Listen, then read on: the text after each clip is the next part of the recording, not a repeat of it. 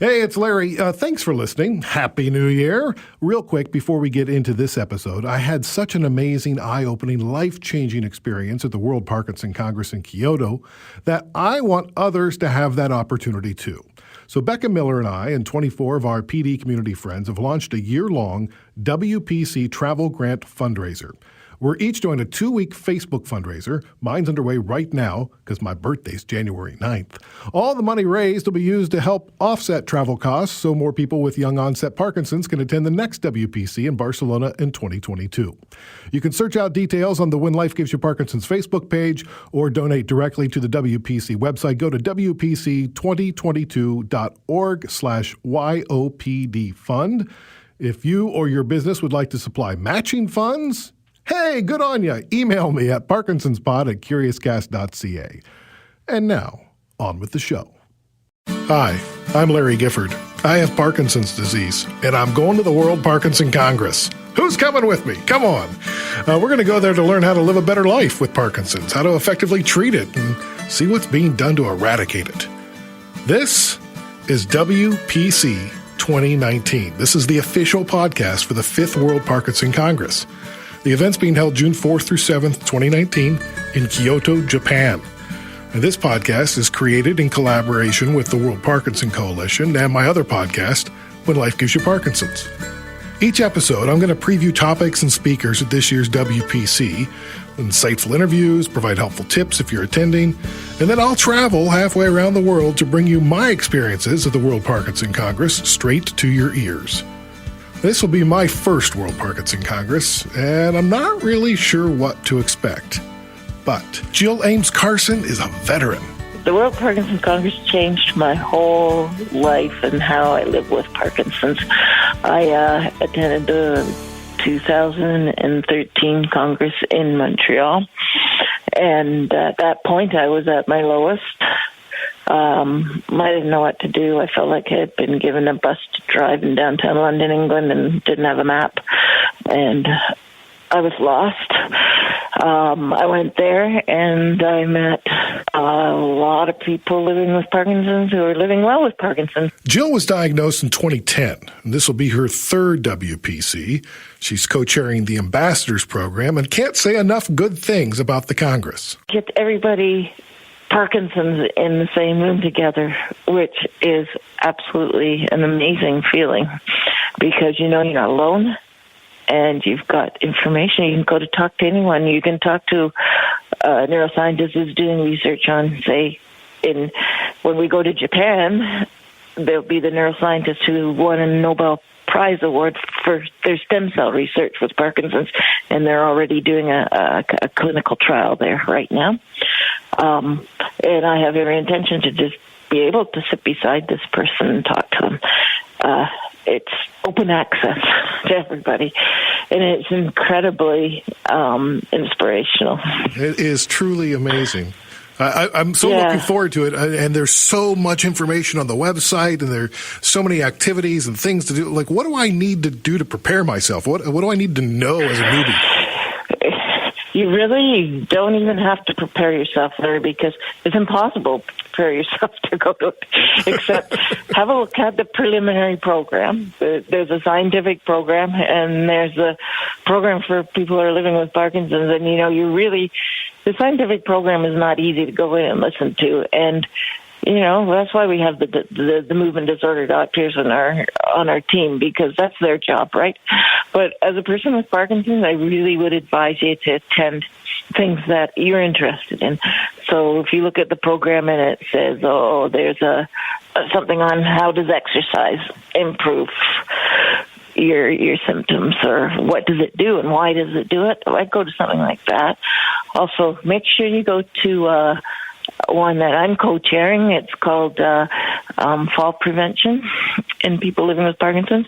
That'll be a good one. I'll be there. Front row. Okay. Yeah, front row, so I'll save you a seat there. So as we travel to Japan, you and I, on the same flight, by the way, which is ironic, Yes. I'm very exciting. Looking forward to that. I apologize in advance for my son if he makes any noise. No problem. I'll apologize for my husband.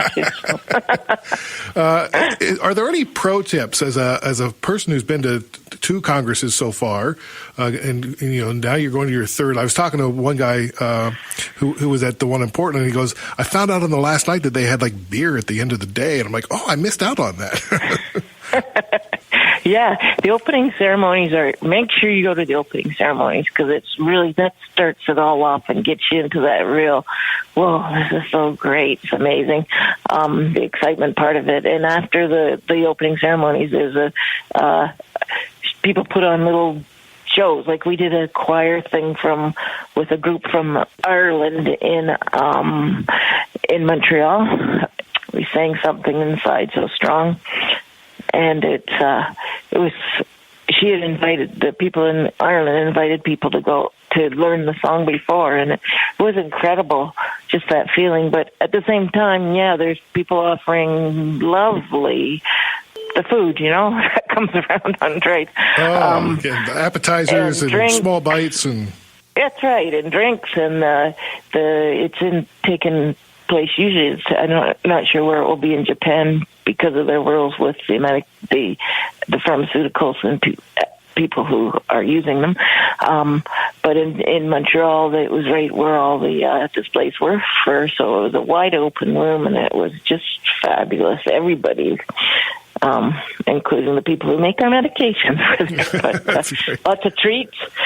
And remind me of treats. In Portland, it was incredible. One of the pharmaceuticals were giving out the Haagen-Dazs ice cream bars. Ooh, ice cream. How good is that? You don't want to miss that. No, for sure not. So you mentioned the Nobel Prize winner that's going to be there that you're looking forward to seeing. Is there anything else in Kyoto that you're really looking forward to? Yeah, Larry, what I'm really looking forward to is see how, this is the first time that the Congress is going to Asia.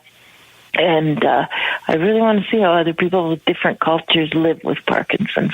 Because maybe they've got it better than we do. Like maybe they know things that we don't know, right? Wouldn't that be great? Yeah. Well, I've heard it, I have done some reading, and I know that Japan's like really far ahead, like with stem cell research. For sure. What else are they doing, right? So there's a lot of people in Japan who live with Parkinson's, which I wasn't aware of that. But there are a lot, and I just wonder what they do. You mentioned reading, and you've been reading up. Have you been reading up on the customs or learning the language at all? Not learning the language because I have a hard time with English right now. So.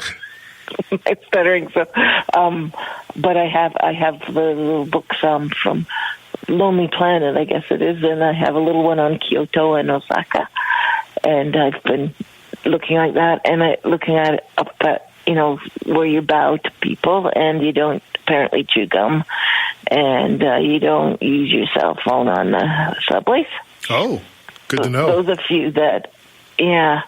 I think they're quite polite people, not like us. Can I say that? Sure. Anyway, also the food. I like to eat, so I've been going to a lot of Japanese restaurants, and especially when I'm over in Vancouver, because they have some really nice restaurants. Oh, great! And trying the different food just to see what there is, so I'll know what to order when I'm over there. Nice. Well, I'm really looking forward to it. Here's a fun question. Aside from the clothes and the toiletries that we all pack, what must-have items are you putting into your suitcase to take over there? A pen. Okay, good. Because I usually lose all my pens. You need to have a pad of paper and a pen, and before you go, you need to look at the program. Okay, and have a look at what's going on every day, and prioritize what, like say on the first day, Tuesday, look at what's going on, and just check off which places you want to go. So, because once you're there, you won't be able to do that because it's just like a mass of people, and you want to meet everybody, and it's so. I would make sure you have a look at the program before you go, And then when you're there, as far as bringing anything, I bring Canadian things, so little Canadian flags or maple syrup and the mounted police. They like that. Oh, okay, yeah, like the RCMP and from your country, yeah. So yeah. I wear a Canadian flag thing on, so like they know that pen. I'm from Canada. Yeah, a little tag. That because people always say, "So where are you from?" Right? So, that's great. And with the language barrier, it might be a little bit easier to have that on. So yeah, bring some Canadian things. It's nice to give things to other people too. So that's a great tip. I appreciate that. Now I got to go to the souvenir shop downtown and buy a bunch of little trinkets. That's right. Yes. Yes. All right, Jillian. Well, in June, I will see you on the airplane as we go to Kyoto. June 1st, yes. Can't wait. I'm looking forward to it, Larry. Dr. A. Jon Stoessl is president of the World Parkinson Coalition Board of Directors, the head of neurology and director of the Pacific Parkinson's Research Center and the National Parkinson Foundation Center of Excellence at UBC and Vancouver Coastal Health. He's also the chair of WPC 2019. I asked him, what makes this Congress so special? In terms of the important aspects of WPC, especially for those who are not familiar with the meeting, it is quite unique because it's the only major Parkinson's meeting that brings together not only clinicians and scientists working in the area of Parkinson's, but also people who have Parkinson's, their families, their caregivers, and allied health. And so this really results in an unusual degree of synergy and a level of excitement that I certainly do not experience in the other many meetings that I go to. The other meetings are great in terms of the content, but this interaction between all the people whose lives are affected one way or another by Parkinson's is truly unique. It is. As I look through the website, and I've never been, but I'm looking through the website, and it's a little overwhelming. Do you have any advice on how to make the most of it for somebody who's never been? So I think there are some pointers on how to judge what sorts of things to go to. And there's also pre-Congress Day, which has a series of courses. And there's at least one that is directed towards people with Parkinson's. And I think that helps introduce the meeting. It helps introduce some terminology, but it also helps get some ideas on how to navigate. And then in looking at the program, you'll see that there are markers for different type of content. So some sessions are targeted mainly towards patients or caregivers, and there are some sessions that are targeted mainly towards scientists, and there are some that are targeted somewhere in between. But it's important for the meeting that it also be a top-notch scientific meeting, and we truly believe that it is. And so there are sessions that are targeted really only towards scientists and would probably not be a good use of somebody's time if they don't have a scientific background. So there are sessions that are targeted towards everybody, and those importantly include the plenary sessions that are open to the entire group every day of the meeting, in addition to the pre-planned presentations with invited speakers who've been very carefully thought out well in advance. The planning meeting was over a year ago. There are hot topics presented, and those are selected from the abstracts, either the regular abstract deadline or the late-breaking abstract deadline. And so these are the topics that, in the view of the judges, were particularly noteworthy, and so a selection are presented each morning, and that's also an exciting time to stay up to date, so it's worth getting out of bed for. Oh, good. Yeah, that sounds interesting. The other thing that's quite exciting about the meeting is there are poster presentations, And this is an opportunity. It's actually quite magical because when you see a graduate student and somebody who's living with Parkinson's, when you see them connect, it's really quite exciting because the graduate student, unless they're actually working with patients, they may never have seen somebody with Parkinson's before. Wow. And the flip side of it is that for the person who's living with Parkinson's to see a young trainee who's devoting the rest of their life to studying Parkinson's, that's a huge source of hope. So when you actually watch the connection, it's really amazing. So this is the 5th World Parkinson Congress. That's correct. Yeah. How did this get started? It was founded by my colleague, Stan Fawn, who is a very prominent movement disorders neurologist in New York. And I think at the time, I did attend the first meeting and I spoke at the first meeting, but I wasn't involved in the organization. I think at the time, this was an attempt to respond to a U.S. government call for greater engagement of patients in research and in activities surrounding their disease, which doesn't sound like such a visionary perspective now, but at the time it was actually seen as a little bit off the beaten track. The first meeting was held in 2006 in Washington, D.C., and that was actually an interesting meeting because nothing like it had ever really happened before. So there were people who were involved who were strong believers in what it was attempting to accomplish. And there were others who I would say had a much more skeptical perspective. And one of the challenges was that, as it turned out, physicians felt uncomfortable talking about certain things in a room where there were patients. Would they feel free to talk about cognitive impairment?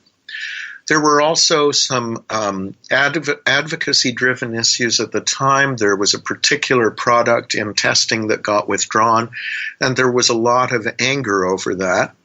And so that all played out in the meeting, and it was a challenge. By the second meeting, the people who were involved realized that this can only work if everybody who's involved sees themselves as partners, as symbiotic partners, rather than holding conflicting views and trying to battle them out. So the people who made the biggest difference, I think, to the meeting were actually the patients and advocate groups who said, look, for this to work, we need to engage in respectful, bidirectional conversation. And they lived true to their word. Stan Fawn did me the honor of convincing me to get involved in the organization of the Montreal meeting. And once you have drunk the Kool-Aid, there's no going back. Because once you realize what a magical and special meeting it is, you realize there's nothing that really approaches it. And WPC has been recognized for its capacity to do this. There are other conditions where people may try to organize meetings like this, but to my knowledge, WPC is still quite unique. And this year it gets even more unique as we go to Asia for the first time. That's correct, and that was a very important consideration. We are the World Parkinson's Congress and not the North American European Parkinson's Congress. And so we felt that despite the obvious challenges of trying to hold a meeting like this in Asia, that it was something we really needed to do. And Kyoto, I should say, is an absolutely magnificent place for those who have not been there before. It's really, I would have to say, a life-changing experience to go there. Well, let's talk about that because I've never been to Kyoto, and I'm so looking forward to it. And everybody says the same thing, like it's amazing. What has been your experience there? Kyoto is known for its temples and for the many contemplative surroundings, the Philosopher's Walk, the Imperial Palace that used to be in Kyoto rather than Tokyo. So there are a lot of things to see and do. There's very interesting history, and it's just very beautiful, and it's an environment where you sit and think about things instead of whirling through the hurly-burly of day-to-day life. That sounds very peaceful. Yeah, it's and my experience in Japan has always been, and I'm fortunate that I've been many times, is that I've always been treated with incredible hospitality. It's an incredibly well-organized country. The trains, run on time, and you know exactly which point they're going to be at, where the doors are going to be lined up on the platform. So things like that work very well. And that's an important consideration for the meeting, because the convention center is not downtown, and yet public transit, my recollection is that it's actually quite easy. And one of the memories I have from many years ago is that you would see young school children taking public transit without their parents, and they were perfectly safe, and you knew that they would be looked after, that in the unlikely event that they needed help, that there were people nearby, adults nearby, who would look after them and make sure they didn't go astray. So the anxiety that I currently have about trying to maneuver the system, I can be lessened knowing that. I think you'll find that it works pretty smoothly after the initial stress of trying to read in Japanese. Right. So it is a different culture. What are some of the cultural nuances that you've discovered over the years, or customs that we should be aware of? My exposure, although I've been many times, is obviously somewhat limited. But I would say it's the politeness, respect, and this contemplative nature, which we don't see as much of that in our day-to-day environment. Now, they do have rules, and it's important to respect those as well. Just customs in terms of cleanliness, for instance. If you are going into a swimming pool, you're expected to shower first, stuff like that. And so these are all with good reason, but it is important to observe and respect the rules that others have, as we would in any other consideration, I think. What else are you looking forward to this year? Well, we've got a very broad program as usual, so without the program open in front of me, I can't remember all the details. But I thought you were going to say the appetizers at the end of the day and the drinks. I will admit that I love Japanese food, and they do a pretty good job of it. The wrap-ups, I think, are really useful because, again, there's a panel of people who do them, and they bring different perspectives to the discussions. And these are people who are very sophisticated from many perspectives. The other thing are the round tables, where these are sometimes often led by people who are world leaders, and it's an opportunity for patients and caregivers to come and interact with them in a very small group setting, but also for trainees. And I remember one year, the co-chair of the steering committee is also the vice president of the coalition, is Marie-Françoise Chesselet, who is a world-renowned neuroscientist. And I remember in Montreal, she led one of the round tables, and there were graduate students there. Now, most people would kill for the opportunity to spend one-on-one with her, and there's a bunch of students who are able to sit around the table with her. That's amazing. That's really magical. You're also hosting a workshop at the WPC called Pain and Parkinson's Disease. Yeah. What can attendees expect if they attend that? So that will be, again, a somewhat integrated discussion to discuss the what we think are the fundamental contributions to pain in Parkinson's, because there are probably, a number of brain mechanisms that contribute to pain, and how we categorize pain in Parkinson's and how we treat pain. And so that's going to, again, cover a broad spectrum. And we've got some very good speakers who are expert in the topic who are going to be participating. Yeah, as a guy with Parkinson's, I have pains all the time, and I never know if it's pains from Parkinson's or pains from just being older. Well, and that's a fair point. And even if it's from the Parkinson's, there may be more than one thing contributing. For instance, you could have stiff muscles, which contributes to pain, but there may also be things happening in the brain, chemical changes that contribute to the way, have an impact on the way the brain responds to pain signaling. And medications may or may not have an impact. So it's actually a really interesting area, one that's much more common than people realize. Those of us who work in the field recognize that it's a common issue, but if you look at the textbooks, pain is not going to be something that's highlighted in a discussion of Parkinson's. Do you think that'll change over time? I think, textbooks get rewritten all the time as we understand more.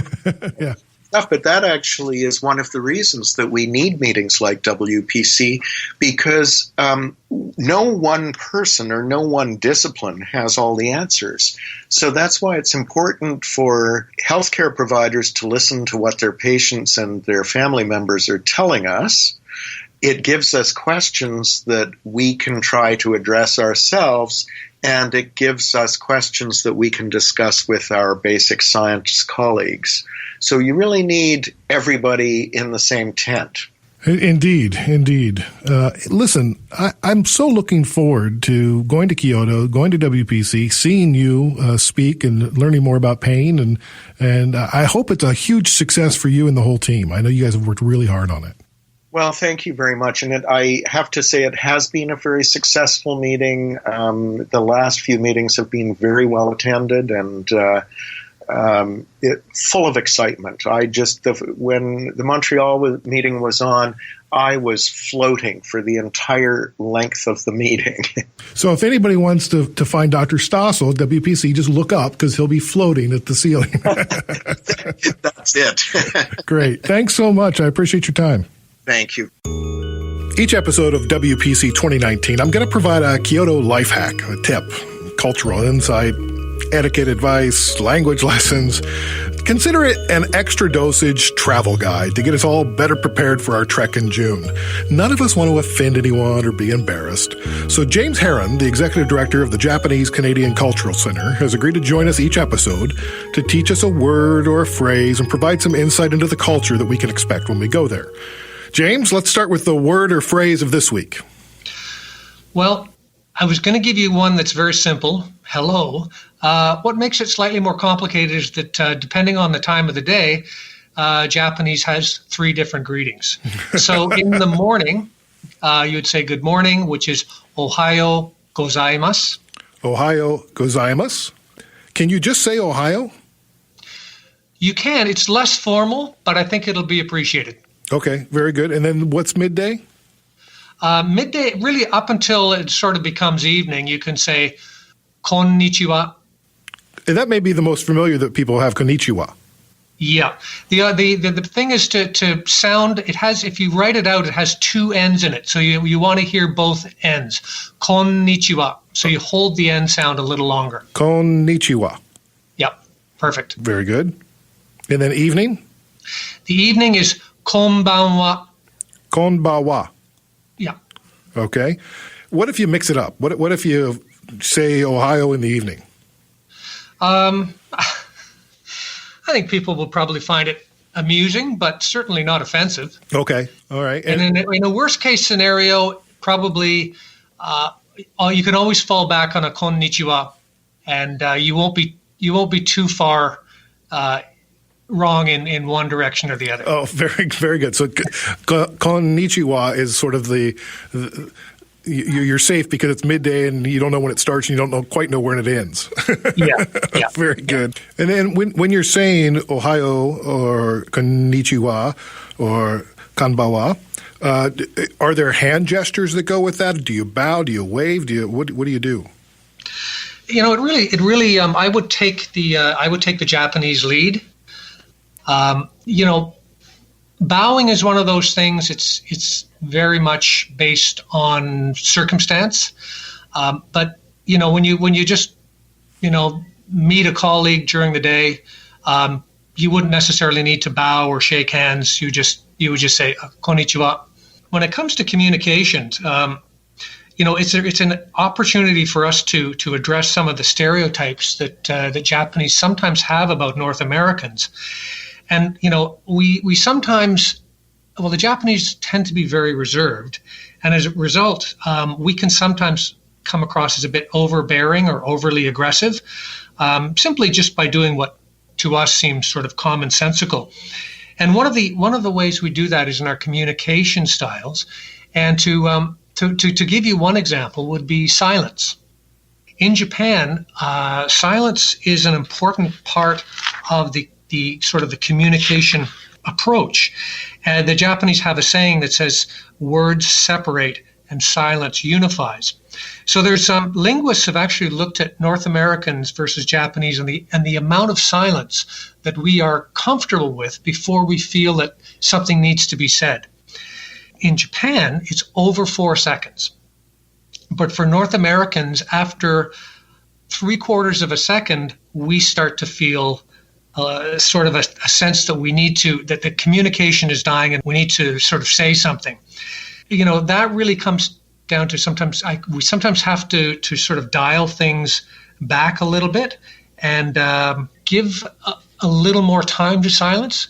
Sometimes, again, it shows respectful listening or that you consider what's been said.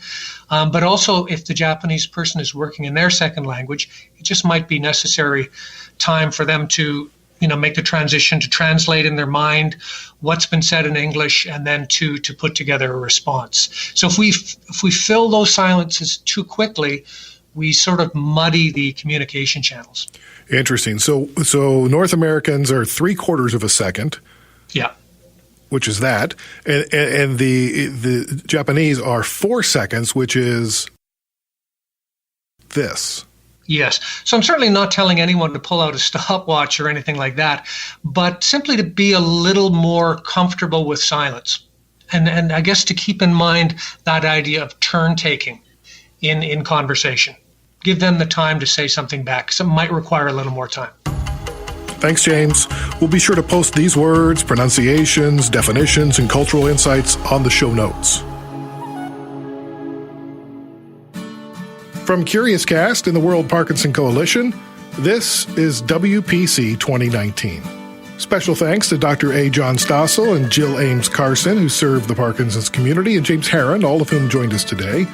Visit WPC2019.org to learn about the upcoming 5th World Parkinson Congress. It's a global Parkinson's event that opens doors to all members of the Parkinson's community, including those living with the disease. Follow WPC on Twitter at WorldPD Congress. If you'd like to help spread the word about this podcast, be sure to rate, review, and subscribe for free. Search for it, WPC 2019, or When Life Gives You Parkinson's. We're available on Apple Podcasts, Spotify, Google Podcasts, everywhere you find your streaming audio, we're there. You can also listen to us at CuriousCast.ca and WPC2019.org.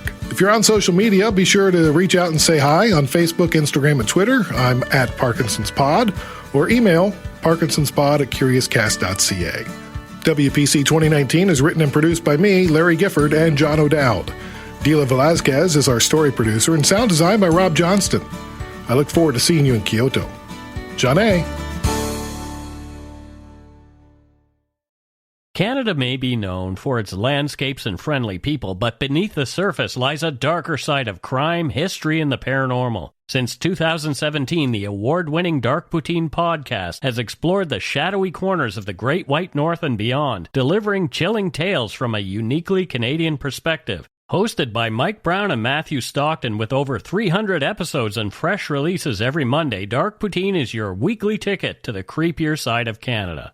Listen to Dark Poutine on Apple, Spotify, Amazon Music, or wherever you get your podcasts.